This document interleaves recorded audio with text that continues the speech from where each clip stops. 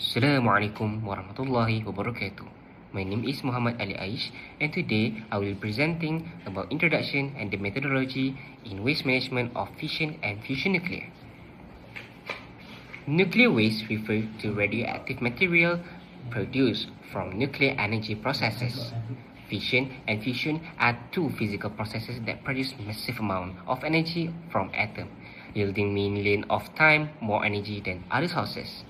However, their viability is not limited by energy production, but by waste management. Key term you need to know is, first one is radioactive waste emits ionizing radiation.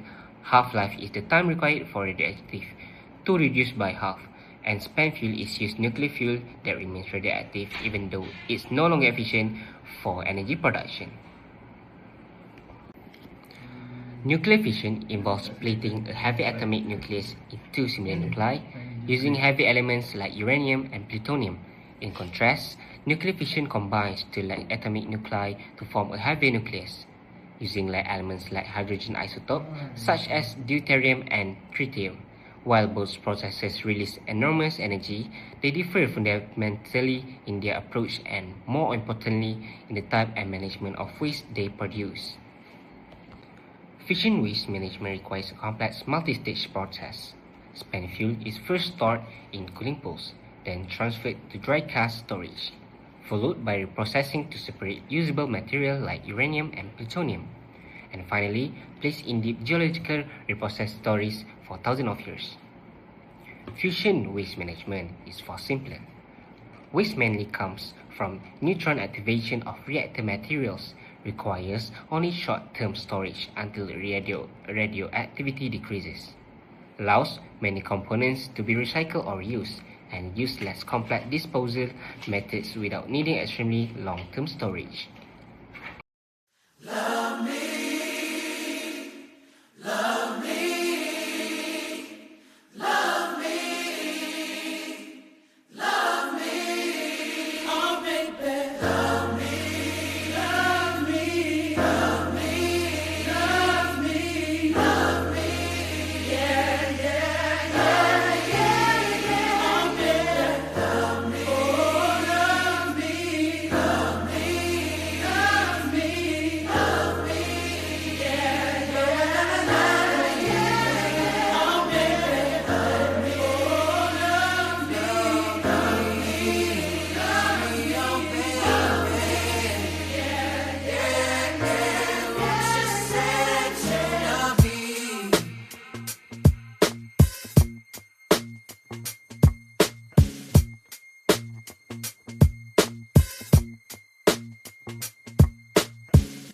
Swear you're gonna love me.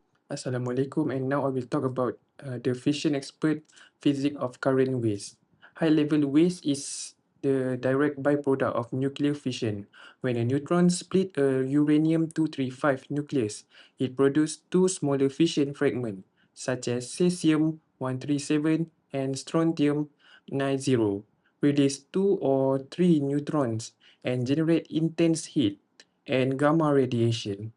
The unspent fuel of breeds transuranic elements such as plutonium-239, americium-241, neptunium-237, which is remained radioactively dangerous for 10,000 years. Now I will talk about how we store it today. First of all, we can use cooling pools. Spent fuel rods are submerged in water directly at the reactor site. Water dissipates decay and shields radiation. Rods stay here 2 to 10 years minimum. Other than that, we can use dry cask storage. Once sufficiently cool, rods are sealed in the steel and concrete casks on site. Safe but a temporary solution, no permanent repository exists in the United States. And why it mattered for the grid? The 90 operating US reactor produced approximately 2,000 metric tons of spent fuel annually.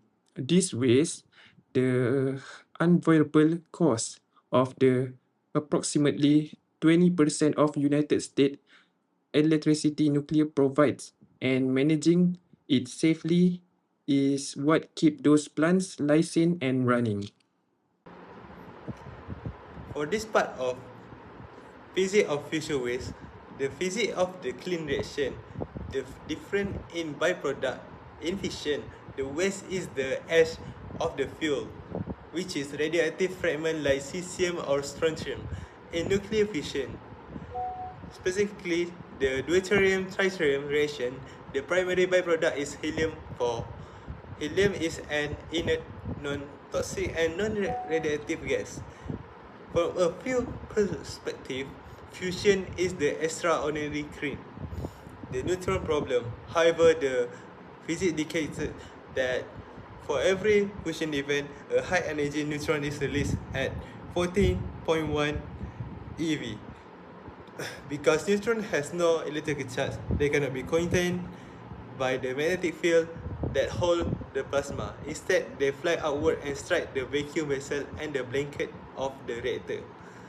The core concept, neutron activation. This leads us to primary waste concern in fusion. Neutron activation, when this high energy neutron bombard the structural material such as the steel and the alloy of the reactor, they are captured by the nuclei of the stable atom in the wall and turn stable steel into radioactive isotopes. The volume versus intensity. While fusion produces a larger volume of structural waste than fission fuel rods,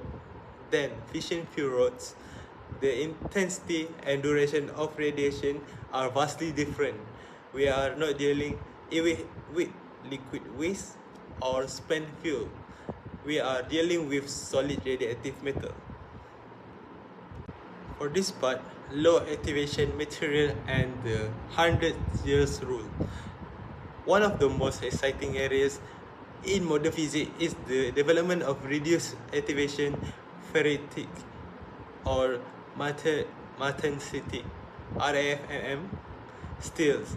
Scientists are essentially re-engineering steel, removing elements like niobium or molybdenum, which stay radioactive for the thousands of years, and replacing them with elements like tungsten or tantalum.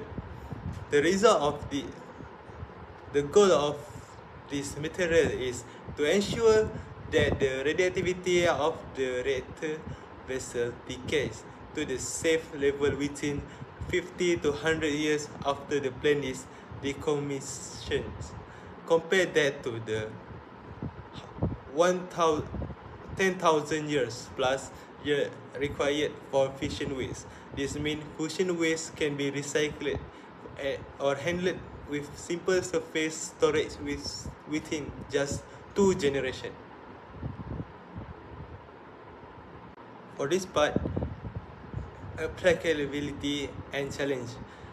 Real-world application. This technology is currently being tested in the ITER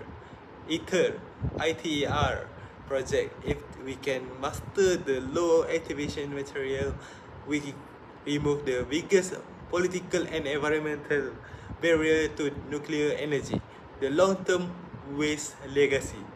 The challenge remains. This material must stay low activation while also surviving extreme heat and constant neutron bombardment without becoming brittle. This is the frontier of materials science today. Thank you. Hello everyone, today I will be presenting on recent advancement in nuclear waste management. First, let's look at the Deep Geological Repositories or DGRS. One major example is Finland Ocular Facility, which is known as the world's first permanent repository for spent nuclear fuel. This facility is built deep underground in stable bedrock, which helps isolate radioactive waste safely for hundreds of thousands of years. Because of this, it represents a major milestone in long-term nuclear safety engineering. Next, we move on to recycling and reprocessing of nuclear waste. Countries like France and Japan have developed methods to reprocess spent fuel. This allows them to recover useful materials such as uranium and plutonium. The advancements of this approach is that it reduces the volume of high-level radioactive waste and extended use of nuclear fuel. However, there are also some controversies. Reprocessing is expensive, and more importantly, it raises concern about nuclear proliferation since material like plutonium can potentially be used to make weapons. Now, let's move on to the controversy surrounding nuclear waste management. One major issue is known as NIMBY, which stands for Not in My Backyard. This refers to the situation where communities resist the construction of nuclear waste facilities near their home. This resistance is mainly due to safety concerns and the negative social stigma associated with nuclear waste. Even when strong safety measures are in place, public trust is still very fragile. People often feel uncertain and uncomfortable about having such facilities close to where they live. Another important concern is safety. Managing nuclear waste over the long term is very challenging because there are many uncertainties. For example, natural events like earthquake, possible groundwater leaks, or even human interference could affect the storage site. Because of these risks, critics argue that no system can ever be completely fail-proof, especially over such long geological timescales. Now, I will explain how this topic connects to future careers and professional development in nuclear science. In the nuclear energy sector, there are several important career paths. For example, a radiation protection officer ensures that workers and the environments are safe from radiation exposure. A decommissioning engineer focuses on safely dismantling old nuclear facilities. In addition, with the development of fusion energy, new roles such as fusion research scientists are becoming more important, especially in international projects like ITER. To work in this field, strong technical knowledge is required. This includes understanding plasma physics for fusion systems, as well as radiological safety for handling nuclear materials. Moreover, professionals must also be familiar with international regulations set by organizations like the International Atomic Energy Agency, which ensure global nuclear safety standards. In the future, the demand for nuclear experts is expected to grow. This is due to the global shift toward clean and sustainable energy source. Fusion energy, although still experimental, has the potential to create safer ways, making it a promising long-term solution compared to fission. To conclude, while nuclear fission produces long-lasting radioactive waste, fusion offers a more manageable alternative with shorter waste lifetimes. However, in both cases, effective waste management is the key factor that determines whether nuclear energy can truly be considered sustainable. Thank you for listening.